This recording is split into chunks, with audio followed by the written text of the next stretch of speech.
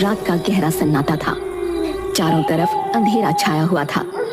एक आदमी तेज कदमों के साथ रास्ते पर चलता जा रहा था, पर तभी अचानक बारिश होने लगी। उसे सामने पंचायत घर देखा, पर वो वहां रुकना नहीं चाहता था, इसलिए वो चलता रहा। लेकिन तभी अचानक बहुत तेज बिजली कड़की। वो आदमी डर के मारे भागा और जाकर पंचायत घर के छज्जे के नीचे खड़ा हो गया। हे भगवान, मैं कहाँ फंस गया?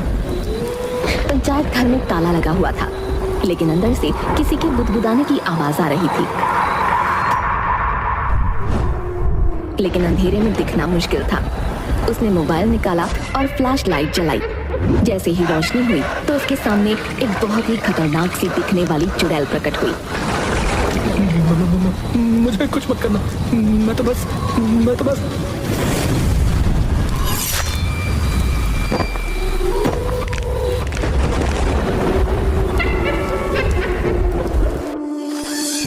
मालगंज नाम के गांव में एक पंचायत घर था, जहां विवेक सचिव की पोस्ट संभालने आ रहा था।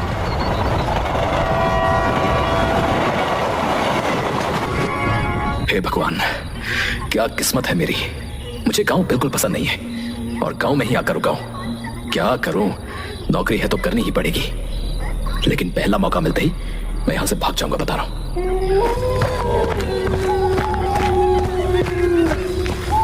क्या रोड है ये? रोड में गड्ढे हैं या गड्ढों में रोड है, समझ ही नहीं आ रहा है। तुम नए सचिव हो ना? मरोगे, तुम भी मरोगे। वो तुम्हें भी नहीं छोड़ेगी, वो किसी को नहीं छोड़ती है। क्या बक रहे हो? जाओ यहाँ से। भाग जाओ, अपनी जान प्यारी है तो यहाँ से भाग जाओ। फिलहाल तू भाग जा यहाँ से, वरना मार मार के तेरा सिर फोड़ दूंगा, मैं बता रहा हूँ। नहीं सुनेगा तो मरेगा, नहीं सुनेगा तो मरेगा। सब मरेंगे, सब मरेंगे। विवेक उस पागल आदमी से पीछा छुड़ाकर पंचायत घर पहुंचता है। अरे सर, आप आ गए? आइए आइए, मैं बहुत समय से आपका इंतजार कर रहा था। हाँ ठीक है, पंचायत घर का दरवाजा खोलो। जैसे ही दरवाजा खुलता है तो एक बहुत बुरी बदबू आती है।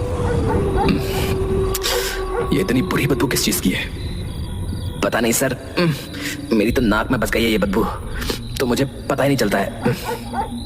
लेकिन मुझे तो यहाँ रहना है। एक काम करना कि बाजार से बहुत सारे एयर फ्रेशनर ले आना। और प्रधान जी का है? वो आजकल बीमार रहते हैं, इसीलिए पंचायत घर नहीं आ पाते। विवेक को शक हो रहा था कि अभिषेक झूठ बोल रहा है। फिलहाल वो नाक बंद करके पंचायत घर के अंदर गया। उसे लग रहा था कि शायद कोई चूहा मरा पड़ा हो या कोई जानवर, लेकिन उसे कुछ नहीं दिखा।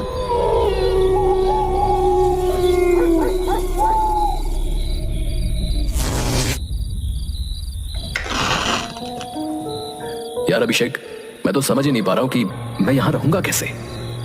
मजबूरी का नाम नौकरी है सर। हाँ यार, सही कहा तुमने। अभिषेक चला गया और विवेक मोमबत्ती की रोशनी में बैठकर कुछ सोचने लगा। लेकिन तभी अचानक उसके ऑफिस में रखी हुई कुर्सी अपने आप हिलने लगी। वो उस कुर्सी के पास पहुंचा तो कुर्सी ने अचानक हिलना बंद कर दिया। ये क्या था? अगर ये हवा से हिल रही थी तो अचानक एकदम कैसे रुक गई? उसे कुछ समझ नहीं आता और वो उसी कुर्सी पर बैठ जाता है। लेकिन कुर्सी पर बैठने के अगले ही पल अचानक उसका पूरा शरीर पैरालाइज हो जाता है और वो देखता है कि पूरे पंचायत घर में खून भर रहा है।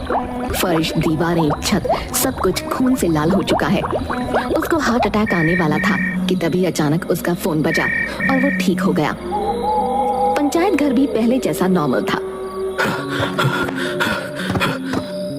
हेलो, कौन? सचिव जी, मैं प्रधान बोल रहा हूँ। आप घर आ जाइए, आज आपका खाना यहाँ है। ठीक है, आता हूँ। विवेक तो कैसे भी करके बस वहाँ से निकलकर भागना चाहता था। वो फौरन प्रधान के घर पहुंचा। आइए सचिव जी।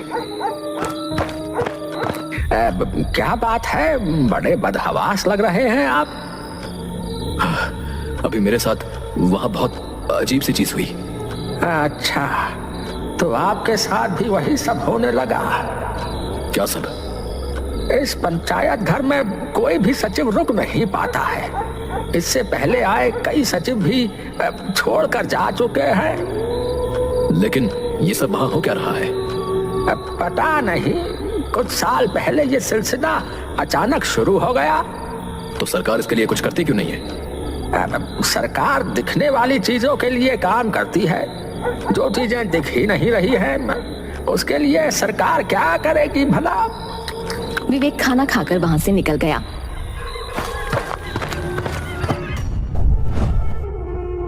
रास्ते में उसे अचानक बिल्ली के रोने की आवाज आई। उसने चारों तरफ घूम कर देखा, लेकिन कहीं कोई बिल्ली नहीं थी। तभी उसके कंधे पर किसी ने हाथ रखा और वो झिझक गया। अरे क्या हुआ सर? आप डर क्यों रहे? मैं हूं अभिषेक। नहीं, मैं वो बिल्ली के रोने की आवाज से थोड़ा घबरा गया था, पर मैंने तो किसी बिल्ली को रोते हुए नहीं सुना सर। फिलहाल आप मुझे यूं ही दिख गए तो मैंने सोचा आपसे मिल लूं। चलिए मैं चलता हूं। अच्छा ठीक है, ऐसे डराया मत करो यार। अभिषेक विवेक से आगे चला गया और एक गली में मुड़ गया। विवेक अभी 2 ही कदम चल पाया था कि फिर से उसके कंधे पर किसी ने हाथ रखा। उसने मुड़कर देखा तो वो हैरान रह गया, क्योंकि वहां फिर से अभिषेक खड़ा था। ये लीजिए सर, आपका मोबाइल। आप प्रधान जी के घर भूल आए थे। पर तुम तो अभी... हाँ, मैं उनके घर नहीं था, पर उन्होंने मुझे फोन करके बुलाया आपका मोबाइल देने के लिए। विवेक ने अभिषेक से कुछ नहीं कहा, वरना वो उसे पागल समझता। लेकिन अब उसे बहुत ज्यादा डर लग रहा था। वो भागता हुआ फौरन पंचायत घर पहुंचा। वो पंचायत घर का दरवाजा खोलने ही वाला था कि तभी उसे अंदर से किसी के बोलने की आवाज आई।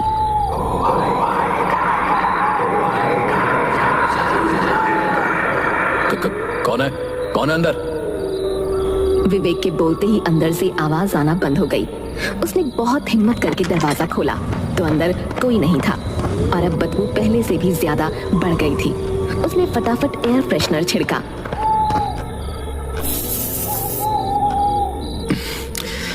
आखिर ये बदबू आ कहां से रही है? मुझे पता लगाना ही पड़ेगा। विवेक बदबू का स्रोत पता लगाने की कोशिश कर रहा था तो उसे एक कमरा दिखा जिसमें ताला लगा था। लगता है बदबू इसी में से आ रही है, पर इसमें तो ताला लगा हुआ है। प्रधान जी को कॉल करनी पड़ेगी। विवेक प्रधान को कॉल करता है, लेकिन प्रधान साफ मना कर देता है कि वो दरवाजा नहीं खोला जा सकता। उसकी चाबी खो चुकी है। अब उसके पास कोई चारा नहीं बचा। उसे नींद भी आ रही थी, इसलिए वो लेटकर सो जाता है।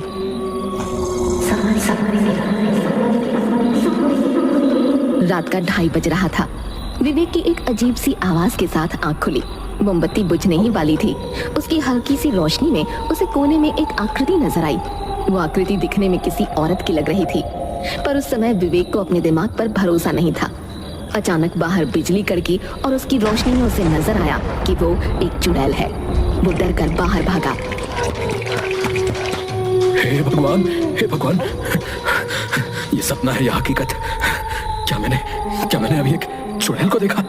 मैं क्या करूं? मैं क्या करूं? विवेक डर के मारे बाहर ही सो गया। अगली सुबह अभिषेक ने आकर विवेक को उठाया।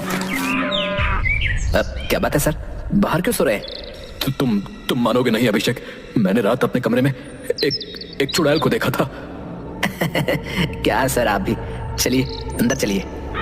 विवेक डरते डरते अंदर गया और जैसे ही अपनी कुर्सी पर बैठा तो अचानक उसे बेचैनी होने लगी।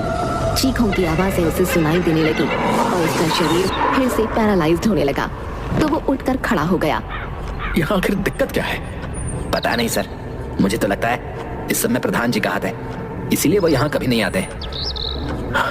तुम सही कह रहे हो, क्योंकि कल मैं उनके घर गया था तो वो बिल्कुल ठीक थे, पर फिर भी यहाँ नहीं आए। खैर जो भी हो, अब मैं यहाँ एक तांत्रिक को बुलवाऊंगा, वरना मैं यहाँ रह नहीं पाऊंगा। दिन भर का काम निपट जाने के बाद विवेक शाम में एक तांत्रिक को बुलवाता है। वो तांत्रिक उस चुड़ैल को अपने वश में करने की और उससे बात करने की कोशिश करता है। चुड़ैल, सामने आ, तो इस बाबा से बच नहीं पाएगी। मैंने तुझ जैसी हजारों चुड़ैलों का काम तमाम किया है। विवेक उस चुड़ैल को वश में करने में कामयाब हो जाता है, पर वो चुड़ैल कुछ भी बताने को तैयार नहीं थी। बड़ी मुश्किल से उसने बताना शुरू किया।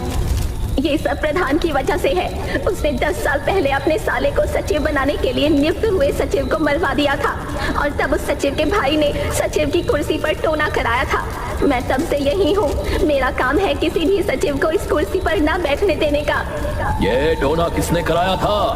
उसका नाम बता। नहीं, बता। नहीं। ये कुछ नहीं बताएगी। इसे कैद कर लीजिए या भस्म कर दीजिए।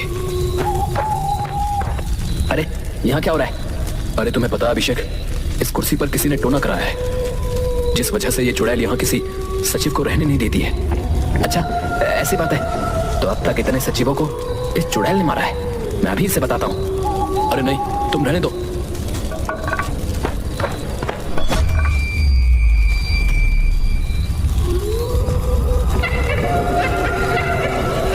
ये तुमने क्या किया? अभी तुम्हें आधी कहानी पता चली थी। पूरी कहानी जान लो कि ये टोना मैंने कराया है। प्रधान ने मेरे भाई को मारा था। मैं इस कुर्सी पर कभी किसी को नहीं बैठने दूंगा। तो तुम प्रधान को मारो ना। उसे तो मैं मारूंगा ही, लेकिन उसने जिस पद की वजह से ये किया है, पहले मैं उसको तबाह करूंगा। इसलिए अब तुम्हारी बारी है। नहीं नहीं प्लीज अभिषेक, मैंने तुम्हारा क्या बिगाड़ा है? आज तुम्हें पता चलेगा कि यहाँ के सचिवों के साथ होता क्या है। वो भागते नहीं है, मरते हैं। अभिषेक चुड़ैल को इशारा करता है और वो चुड़ैल एक बार में विवेक की गर्दन धड़ से अलग कर देती है। फिर वो बंद पड़े कमरे को खोलती है। कमरा पूरी तरह से लाशों से भरा हुआ था। उसमें अब एक लाश विवेक की भी थी और कमरा फिर से बंद हो गया था।